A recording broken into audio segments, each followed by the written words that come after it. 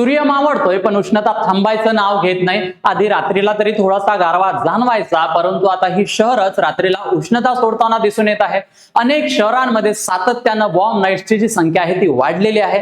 याला कारण काय, तर नाईट हीटवेव्ह. नेमकी ही नाईट हीटवेव्ह असते काय, याची कारणे काय असतात, त्याचे परिणाम काय होतात, या सर्व अनुषंगाने आपण या व्हिडिओच्या माध्यमातून चर्चा करून घेणार आहोत आणि समजून घेणार आहोत नाईट हीटवेव्हचा concept. So hello aspirants, welcome to all. मी प्रतीक कुमार स्वागत करतो तुम्हा सर्वांचं पुन्हा एकदा एव्हनाइजच्या युट्यूब प्लॅटफॉर्म वरती. सावधान, नाईट हीटवेव्ह आता धोकादायक होत चाललेले आहे, ज्यामुळे रात्रीचं तापमान वाढतं, ऊर्जा आणि पाणी संकट, आरोग्यावर गंभीर परिणाम दिसून येतात आणि शहरांमध्ये वाढता हा उष्णतेचा कहर आपल्याला दिसून येत आहोत. सर्व या अनुषंगाने आपण चर्चा करणार आहोत. पण तत्पूर्वी तुम्ही जर राज्यसभेसाठी तयारी करत असाल तर उत्तर लेखन झिरो टू हिरो हे पुस्तक मार्केटमध्ये अवेलेबल आहे.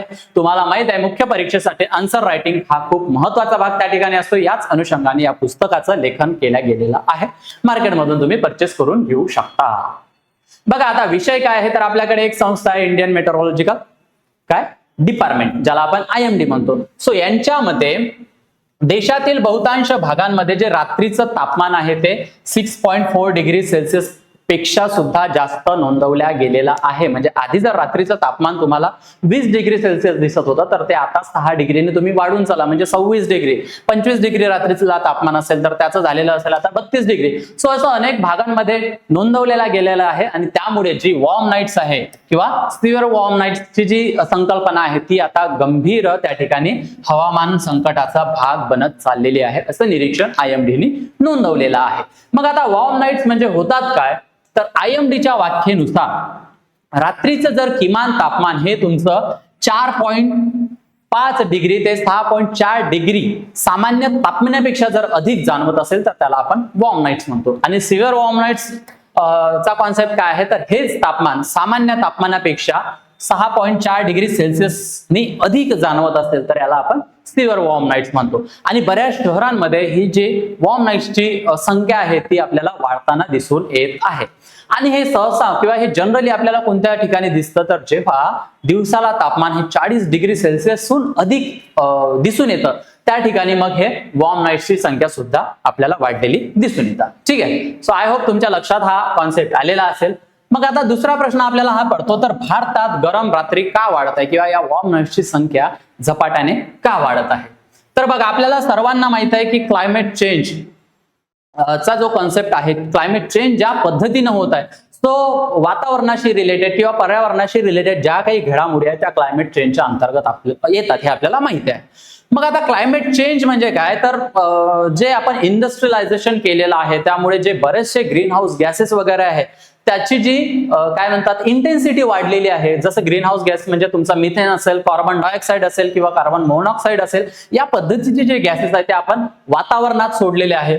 आणि मग जे सूर्याची किरणे येतात सो ते काय करतात, पृथ्वीवरून रिटर्न सुद्धा जातात. पण इथे मधातच हे ग्रीन हाऊस गॅसेस असल्यामुळे काय होतात, ही जी रिटर्न जाणारी उष्णता आहे ही इथेच रोखून धरतात आणि त्यामुळे काय होतं की उष्णता अडकवल्या जाते. आणि जो मग रात्रीचं वातावरण थंड व्हायला पाहिजे ते वातावरण थंड होत नाही किंवा त्याचा थंड होण्याचा वेग हा मंदावतो आणि कमी होतो.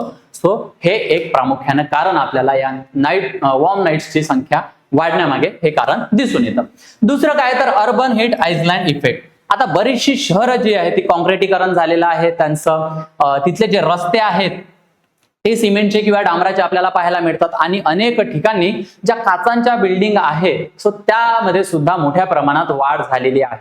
मग आता यामुळे काय होतं, तर हे दिवसभर उष्णता शोषून घेतात. उष्णता शोषून घेतल्यामुळे काय होतं, जोपर्यंत सूर्य म्हणजे आपल्याला दिसतो सो तोपर्यंत उष्णता शोषून घेतात. सूर्य मावळल्यानंतर हे जी उष्णता आहे ही रिलीज करायला सुरुवात करतात आणि मग रात्रीला ही हळूहळू ही उष्णता साठवलेली रिलीज करतात. यामुळे जी शहरं आहेत यामध्ये सुद्धा वॉर्म नाईट्सची जी संख्या आहे ती किंवा जी उष्ण रात्री आहे त्यांची संख्या झपाट्याने आपल्याला वाढलेली दिसून येतात. ठीक आहे. पुढे बघा, ह्युमिडिटीमध्ये वाढ झालेली आहे. म्हणजे आर्द्र हवा जर आपल्याला काय म्हणता येईल हवेमध्ये वातावरणामध्ये दिसून येत असेल सो ही जास्त काळ उष्णता त्या ठिकाणी टिकवण्याचं काम करते. आणि मग जो घाम आहे तो लवकर वाफ बनत नाही आणि त्यामुळे जो उकाडा आपल्याला जाणवतो, मग तुमचे जे नॉर्मल प्रॉब्लेम्स आपल्याला जे जाणून येतात की कूलरच काम नाही करत आहे आणि त्यामुळे जो उकाड्यामध्ये जे आहे ती जास्त काय म्हणता येईल आपल्याला वाढ झालेली दिसून येते, ते लक्षामध्ये. सो जनरली काय असतं की आपलं 20-30% जर उष्ण काय म्हणता येईल आर्द्रता आपल्याला हवेमध्ये जर दिसली तर ते कोरडी हवा आपल्याला त्या ठिकाणी आपण म्हणून येतो, म्हणजे म्हणतो. ठीक आहे, याला काय म्हणतो आपण, कोरडी हवा. आणि कोरडी हवा असेल तर तुमचा कूलर व्यवस्थित पद्धतीत काम करतो. त्यानंतर तुमचा 40 ते 60% जर आर्द्रता आपल्याला हवेमध्ये दिसून येत असेल तर एक गारवा आपल्याला त्या ठिकाणी दिसून येतो. पण हा जर 60% पेक्षा जास्त अधिक आर्द्रता आपल्याला हवेमध्ये दिसली तर आपल्याला उकाळा जाणवतो आणि कूलर काम करत नाही आणि जे रात्रीला आहे ते आपल्याला खूप जास्त गरम झाल्यासारखं वाटतं. सो ही महत्वाची कारणे आपल्याला त्या ठिकाणी दिसून येतात.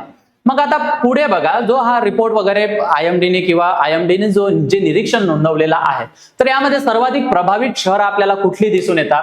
अनेक शहरांमध्ये सूर्य मावळल्यानंतरही तापमान अधिक धोकादायक पातळीवर टिकून राहतं आणि यामुळेच जी कंपाऊंड हीट वेव्ह आहे. आता कंपाऊंड हीट वेव्ह म्हणजे काय, तर जेव्हा दिवसाची तीव्र उष्णता जाणवते 40 डिग्री सेल्सिअस पेक्षा जे तापमान आपल्याला तिथं जाणवतं, ठीक आहे, आणि त्यासोबतच रात्रीही तापमान कमी होत नाही. जसं मी तुम्हाला सांगितलेलं आहे की वॉर्म नाईट्स काय आहे की तुमच्या डिग्री ऍव्हरेज टेम्परेचर मध्ये 4 ते 6 डिग्रींनी काय होते, वाढ होते. सो रात्रीही तापमान कमी होत नाही आणि दिवसालाही उष्णता, रात्रीलाही उष्णता, टेम्परेचर इन्क्रीज झालेला आहे.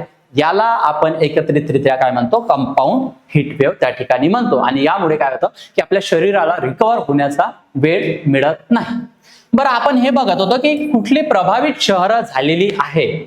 सो बघा, मुंबईचं जर आपण उदाहरण बघितलं तर मुंबईमध्ये तब्बल 15 अधिक अतिरिक्त गरम रात्री झालेल्या आहे. आणि हा जो डेटा आहे हा 2012 ते 2022 दरम्यानचा हा आपण डेटा किंवा काय म्हणता येईल हे आपण नंबर त्या ठिकाणी घेतलेले आहे. आणि बेंगळुरूमध्ये जर बघितलं तर 11 अधिक म्हणजे उष्ण रात्री आपल्याला त्यामध्ये वाढ झालेल्या दिसून येतात. दिल्ली जर बघितलं तर 6, जयपूरचा नंबर बघितला तर 7 आणि अजून बरेचसे शहर असतील की हे या रेंजमध्ये आपल्याला खेळताना दिसून येतात. येते लक्षामध्ये. सो हा महत्वाचा प्रभाव नाईट हीट वेव्ह मुळे आपल्याला झालेला दिसून येतो.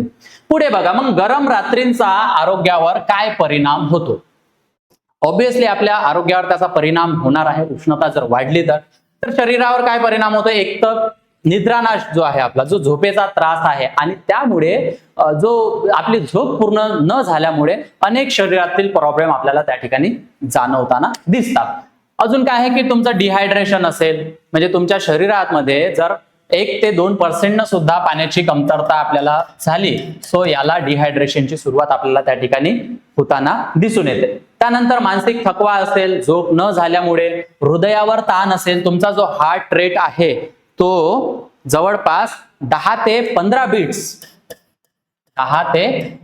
बीट्स इतका वाढलेला दिसून येतो या उष्णतेमुळे. ठीक आहे, हार्ट स्ट्रोकचा धोका त्या ठिकाणी आपल्याला दिसून येतो. सो असे अनेक परिणाम आपल्या शरीरावर होताना दिसून येतात. सर्वात जास्त धोका कोणाला असतो तर मग जे लहान मुलं आहे किंवा वयोवृद्ध आहे, वृद्ध व्यक्ती आहे, त्या सर्वांना, त्या लोकांना सर्वाधिक त्रास आपल्याला त्या ठिकाणी या आरोग्याचा परिणाम, या हीट वेव्हचा परिणाम आरोग्यावर झालेला दिसून येतो. ठीक आहे, लहान मुलांमध्ये काय होतं की ते लवकर त्यांचं तापमान वाढतं आणि वृद्धांमध्ये काय होतं की शरीर लवकर थंड होत नाही. सो यामुळे सुद्धा हे आपल्याला काही काय परिणाम झालेले दिसून येतात. आपण जर याची आकडेवारी बघितली तर 2024 मध्ये जवळपास 48,000 हीट स्ट्रोकचे उदाहरण आपल्याला त्या ठिकाणी आढळून आलेले आहेत आणि यामध्ये 159 मृत्यू सुद्धा झालेले आहेत. सो हे सुद्धा नंबर खूप जास्त आपल्याला त्या ठिकाणी दिसून येतात. ठीक आहे, पुढे बघा, मग यावर काही उपाययोजना आहे का. सो निश्चितच उपाययोजना असतातच. हीट ऍक्शन प्लान मुख्यतः दिवसाच्या उष्णतेवर आपण आता सध्या केंद्रित करतो. बघा, तुम्हाला शहरांमध्ये चौकामध्ये त्या ग्रीन शेड्स टाकलेल्या दिसून येतात सिग्नल वरती. ठीक आहे, सो आपण दिवसावर तर फोकस केलेला आहे पण रात्रीच्या उष्णतेकडे आपलं कमी लक्ष जातं किंवा त्या अनुषंगाने आपण विचार केलेला नाही. सो मग यावर उपाय आपल्याला काय दिसून येतात की कूल रूफ्स, म्हणजे तुमच्या घराची जी छप्पर आहे, ती जी छत आहे, ते जर तुम्ही रिफ्लेक्टिव्ह स्वरूपाची बनवले, बघा या इमेज मध्ये तुम्हाला दिसून येत असेल, हे जर नॉर्मल असलं तर काही उष्णता शोषून घेते आणि काहीच उष्णता ट्रान्सफर करतं. पण जर अशा पद्धतीने तुम्ही व्हाईट पद्धतीने तुमची रूफ घराची रंगवली, सो ते काय करेल की येणारी उष्णता ट्रान्सफर करेल, त्यामुळे तुमचं घर सुद्धा जास्त तापणार नाही. येते लक्षामध्ये. सो कूल रूफ्स उष्णता परावर्तित करून इमारती कमी तापवतात. त्यानंतर काय आहे की याच पद्धतीचे रिफ्लेक्टिव्ह रोड सुद्धा आपल्याला असायला पाहिजे. ज्या पद्धतीने जपान किंवा USA अमेरिकेमध्ये दिसून येतात किंवा ज्या डेव्हलप कंट्री आहेत त्या पद्धतीनं तिथे काम झालेलं दिसून येतं. आपल्या भारतामध्ये त्या पद्धतीचं काम झालेलं दिसून येत नाही. मग काय करतात, हे रस्त्यांमध्ये उष्णता कमी साठवण्यास मदत करतात. असे जर रिफ्लेक्टिव्ह रोड्स आपण बनवले तर, आणि मग शहरामध्ये जी वाढणारी उष्णता आहे त्याची किंवा त्यामुळे उष्ण रात्री ज्या वाढलेल्या आहेत सो ते सुद्धा आपल्याला कंट्रोल करता येईल. अर्बन ग्रीन कव्हर जवळपास 25% आसपास तरी आपल्याला हे काय अर्बन ग्रीन कव्हर त्या ठिकाणी असायला पाहिजे, जेणेकरून या संबंधितचे प्रॉब्लेम आपल्याला कमी होईल. पण अनेक शहरांमध्ये हा जो नंबर आहे हा 10% पेक्षा सुद्धा खाली आहे. अनेक शहरं ही उजाड झालेली आहे, तिथे ग्रीन कव्हर जे आहे ते खूप कमी झालेलं आहे. जे डेव्हलपमेंटचे प्रोजेक्ट्स वगैरे आणलेले आहेत, शहरीकरणाची झपाट्याने वाढ होत आहे, इंडस्ट्री ज्या वाढत आहे, अनेक जंगलांच्या कत्तली त्या ठिकाणी आपल्याला दिसून येतात. तो हा आकडा जो 25%च्या आसपास असायला पाहिजे तो 10%हूनही आपल्याला कमी दिसून येतो. सो यामुळे काय होतं की नैसर्गिक थंडावा जो निर्माण व्हायला पाहिजे तो थंडावा निर्माण होताना दिसून येत नाही. सो अर्बन ग्रीन कव्हर आपल्याला वाढवणे आपली काय प्राथमिकता असायला पाहिजे. त्यानंतर व्हेंटिलेशन कॉरिडॉर, हवेचा प्रवाह वाढून गरम हवा बाहेर जाते. बघा, आपलं जर घर बंद असलं, जे आपण इमारतीची जी डिझाईन करतो किंवा ज्या पद्धतीने घर बांधतो, सो व्हेंटिलेशन त्या ठिकाणी प्रॉपर आपल्याला कधी कधी दिसून येत नाही. चाळीचे जे ठिकाणं असतील किंवा जो एकदम मॉप सारखा एरिया आहे, जो एकदमच जवळ आलेला एरिया आहे, त्या पद्धतीत व्हेंटिलेशन कॉरिडॉरचे प्रॉब्लेम पाहायला मिळतात. सो त्या अनुषंगाने सुद्धा लक्ष देणं आपल्याला आवश्यक आहे. आणि कमी कॉन्क्रिटीकरण आणि जास्त हिरवळ वाढवणं हा सुद्धा एक महत्वाचा आपल्याला उपाय त्यावर म्हणता येईल. ठीक आहे.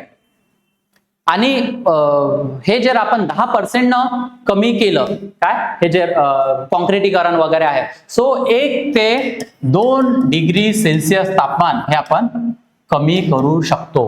येतंय लक्षामध्ये.